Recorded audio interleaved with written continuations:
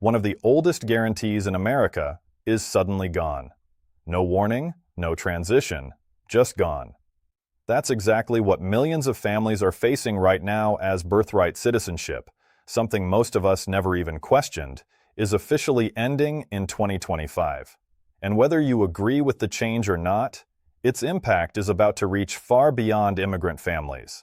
It could touch neighborhoods, workplaces, hospitals, even the future of children born right here on U.S. soil. Because this isn't just a policy update. It's a complete shift in what it means to be born an American. Parents are terrified, doctors are confused, lawyers are overwhelmed, and ordinary U.S. citizens are suddenly wondering what this means for their own families, their communities, and the rights they've always believed were guaranteed. What happens if a mother gives birth in the U.S. but her immigration status isn't verified in time? What happens to mixed-status families? To children who've only ever known America as home? What happens when states start enforcing these new rules differently? Most people think this won't affect them until they discover the part no one is talking about, because hidden inside this change is one detail that could impact far more people than anyone realizes. And that's where everything gets complicated. So the real question is, are you prepared for what happens next? When a law changes, especially one as personal as birthright citizenship, it doesn't just affect paperwork or policies.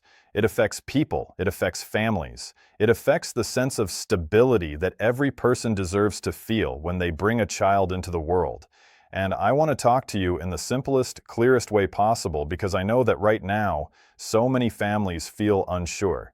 They feel worried, they're hearing rumors, they're hearing people argue on the news or online. And all they want to know is what this really means for them, what it means for their children, what it means for the future they've worked so hard to build in the United States.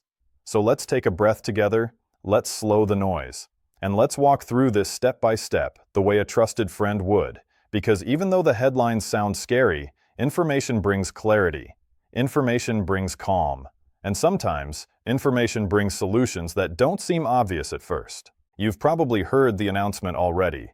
Birthright citizenship is ending in 2025. For more than a century, being born on U.S. soil automatically meant being an American citizen. It was something most people didn't even think about because it was simply the rule. But overnight, that rule is changing. And now families are asking, what does this mean for my child? What if I'm pregnant? What if my status isn't clear? What if my spouse is a citizen, but I'm not? Those questions are real and they're heavy, and you deserve answers you can actually understand. So here's where things start to get more personal. The law doesn't just say no more automatic citizenship. It says that citizenship at birth will depend on the parent's legal status. That means hospitals, doctors, and even state agencies will have to check that status. And the tricky part, not every state handles immigration the same way. Some states cooperate closely with federal immigration authorities. Others resist. And that means families in one state may face an experience completely different from families in another. Imagine this. A mother goes into labor unexpectedly. Maybe she didn't pack her documents. Maybe she's been living here legally, but her renewal is still processing. Maybe her husband is a citizen, but she isn't. The baby arrives safely, and instead of congratulations, the hospital staff quietly explains that they need paperwork before the baby's citizenship can be confirmed. In that moment, all the joy of a new life mixes with fear, confusion, and stress. And that scenario isn't rare.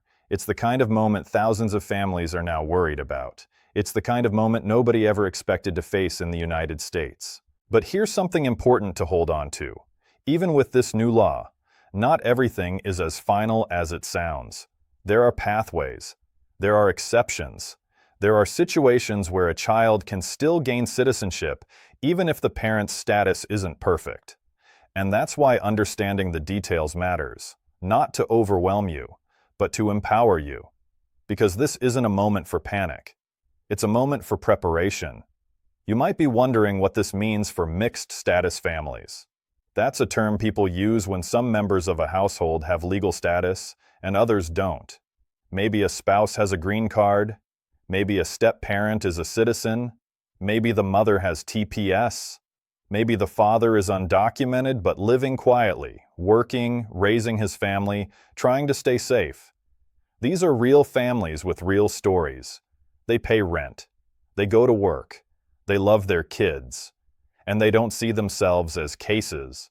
But laws like this sound like they turn people into cases. So here's what many people don't realize yet. Even though birthright citizenship is ending, the government is still required to consider family unity. A child born in the U.S. could still qualify for certain protections depending on the parent's current or future status. And immigration lawyers are already preparing strategies that families can use. Things like proving one parent's status, providing alternative documentation, or applying for status updates before the due date. These may sound complicated, but when you break them down, it simply means this: families still have options. Another thing people worry about is old records. Things like expired visas, years lived without documents, or previous immigration issues. People are afraid that giving hospitals their information could put them at risk. And honestly, that fear makes sense. When you've lived with uncertainty for so long, the idea of handing over your information to a government system is frightening. But here's where staying informed matters. Not every medical system will share information. Not every state will cooperate. And not every situation leads to enforcement. In fact, many hospitals are pushing back, saying they don't want to act like immigration agents. That tension, believe it or not, creates space for families to protect themselves. Now let's talk about something that affects people more emotionally than legally: the feeling of belonging. Many immigrants, especially those who have lived here for years or decades, feel like America is home. They've built their lives here, they've raised their kids here, and their children born in the U.S. have never known any other country. When a law suddenly shifts the meaning of being born American, it shakes that sense of belonging deeply. It makes people ask questions they never thought they'd ask. Does this country still want us? Will our children still be accepted? Are we still building a future here? Those questions matter. They're human, and they deserve a human response. So let me speak to you directly, from a place of honesty and support. You matter. Your family matters. Your contribution to this country matters. And laws may change, but your worth does not. This moment feels heavy, yes, but it is not hopeless. And it does not mean the future is closed off to you. People have navigated far more complicated immigration changes in the past. And they made it. You can too. Let's talk about timing, because timing is something many families are thinking about right now. What happens if you're pregnant now, before the 2025 change? What happens if you're due after? What if you already have US-born children? What if one child would be a citizen and the next wouldn't? These are emotional questions, because every child should feel equally valued. No parent should feel like one of their kids has a different future than the others. But right now, that's exactly what some families fear. If your baby is born before the law takes effect, they are still a U.S. citizen automatically. If your baby is born after, things get more complicated. But even in that case, birth in the U.S. still gives your child certain rights. They may be eligible for citizenship later depending on your future status. They may receive humanitarian protections. They may qualify for legal status through sponsorship once certain conditions are met. When you understand those possibilities, the fear softens a little. Not because everything is simple, but because everything is navigable. Another thing many families worry about is misinformation. You've probably seen videos online telling people that children will lose their benefits, or that families will be separated, or that hospitals will refuse care. Those videos spread fast because fear spreads fast. But here's the truth. Hospitals are legally required to treat anyone who needs emergency care, regardless of immigration status. No hospital can refuse to deliver a baby, and no law can erase the basic protections that children are guaranteed in the United States.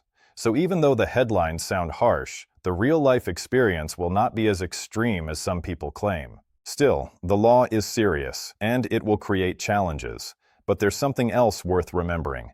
Whenever a major immigration change happens, community organizations, advocacy groups, legal clinics, and support networks grow even stronger. People come together. Churches create support teams. Nonprofits offer free legal help. Hospitals train staff to handle sensitive situations safely, and families, even those who barely know each other, start sharing resources, advice, and guidance. That sense of community becomes a lifeline, and it will be a lifeline in 2025. Throughout this change, the most important thing is staying informed without becoming overwhelmed, and it's okay to take it one step at a time. You don't need to figure out everything today. You don't need to understand every detail of the law. You don't need to predict the future. You just need to know your options, protect your documents, and keep communication open with people who can help you. And that's something every family can do. If you're watching this because you're scared or confused or worried for your kids, you're not alone. Millions of families are asking the same questions. And even though this law feels sudden, the path forward is not closed. You will still have chances to secure your family's future. You will still have opportunities to adjust your status. You will still have rights. You will still have protections. And you will not be left alone in this process. As we move deeper into this topic, there's one more thing you need to know. Something most people haven't heard yet, but something that could change the entire picture for many families. It's a detail buried under all the noise. But once you understand it, everything about this new law starts to look different. And it might be the key that helps you prepare for what's coming next. Let's take a closer look. Before we reach the final conclusion,